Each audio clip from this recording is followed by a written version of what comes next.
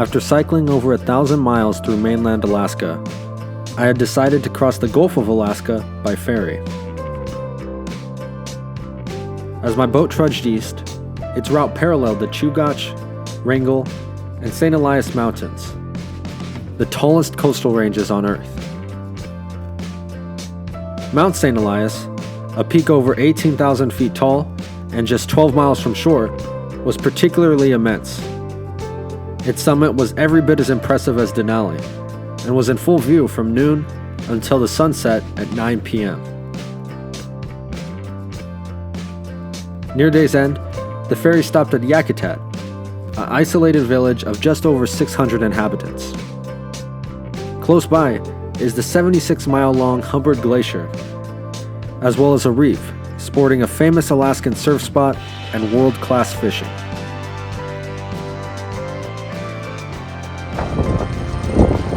Got to ride around a little bit in Yakutat. It's a nice little coastal town with 19,000, 18,000 foot mountains. Grateful to be here. Not many people get to be here, so this is great. Just to ride around a little bit. Gonna get back on the boat now though.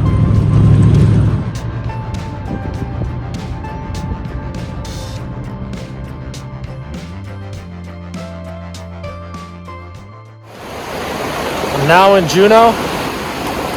Lots of rainforests here on the panhandle of Alaska.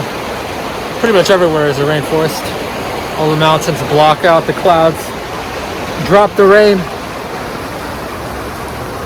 But yeah, got off the ferry about 1 o'clock and I'm gonna go to the Mendenhall Glacier. Check that out. Excited.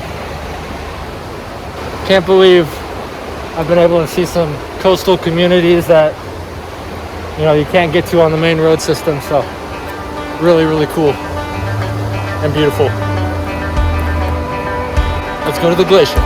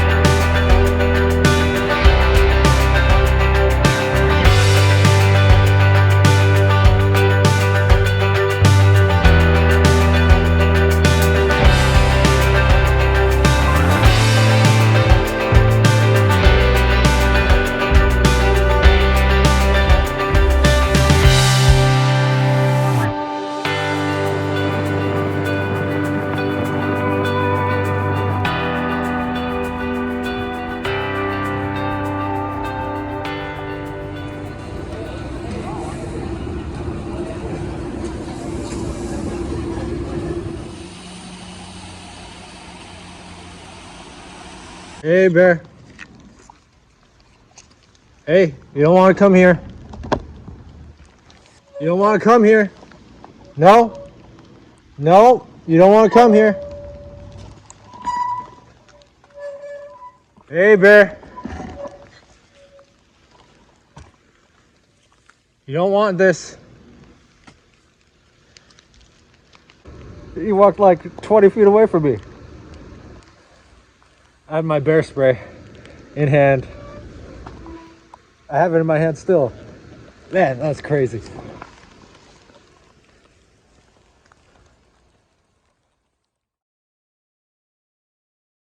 Had a great day in Juneau. Got to see the glacier. Got to see downtown and everything. Now I'm back in Auk Bay. And I'm gonna take the ferry to Skagway. Let's go.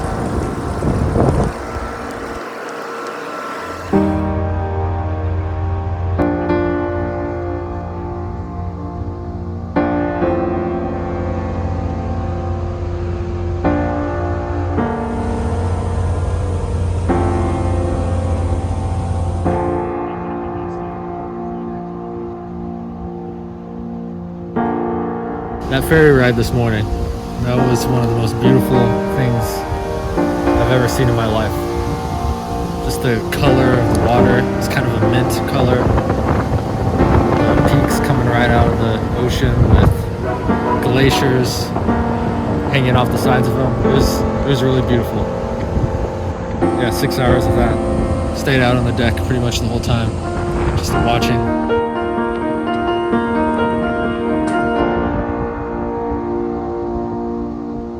I was back on the main North American road system in Skagway, a picturesque town which served as the gateway to the Klondike during the Great Gold Rush of 1898. Just 115 miles of road separated me from my final destination, Whitehorse, the capital city of the Yukon Territory in Canada. Sporting several mangled spokes which broke on trails in Juneau, I started the several thousand-foot ascent up White Pass and out of Alaska.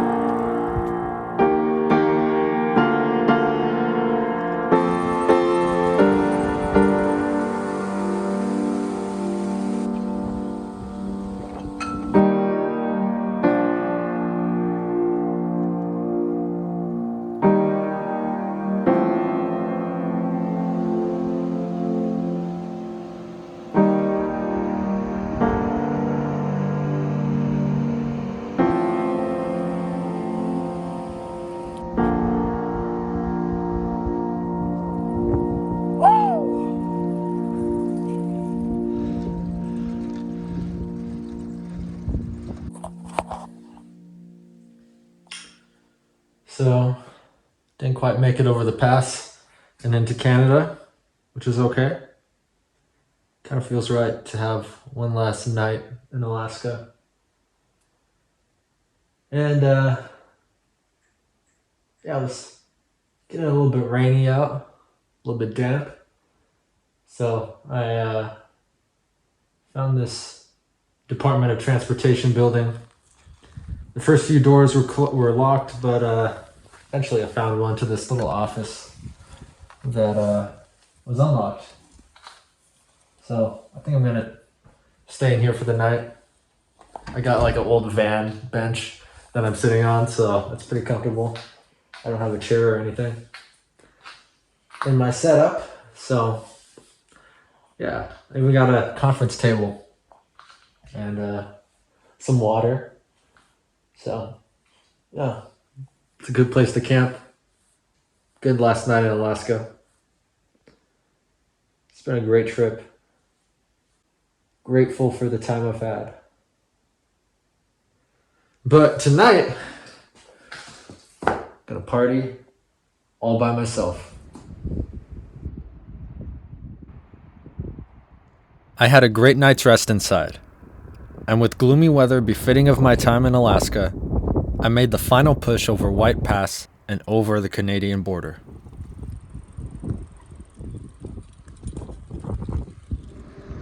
Made it across customs. Now in Canada officially. I got about 100 miles to go to Whitehorse, my final destination. Probably get there tomorrow. Until then, I'll enjoy these mountains.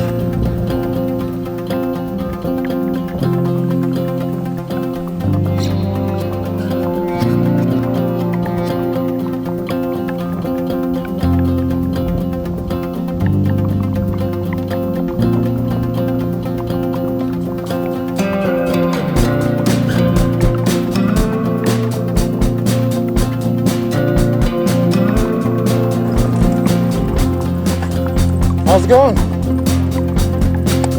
Where are you coming from?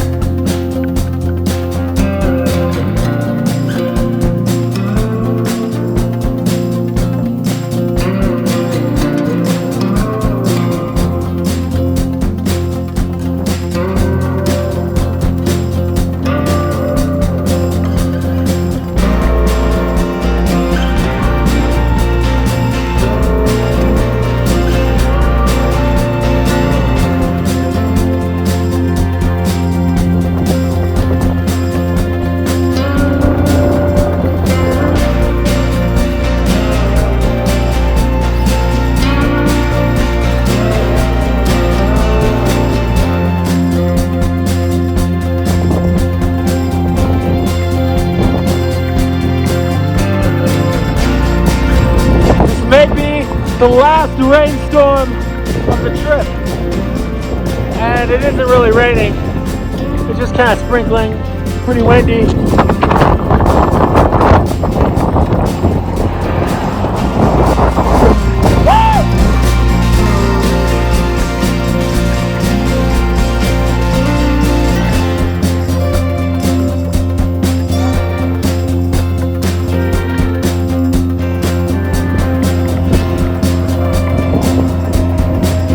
Getting pretty close to Whitehorse.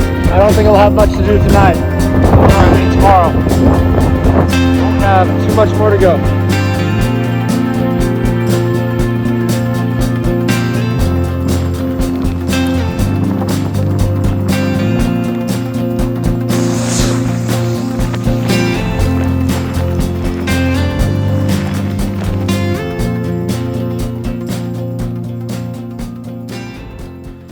It was the coldest night of the trip, and with frost on the ground and just 12 miles to Whitehorse, I started pedaling soon after sunrise.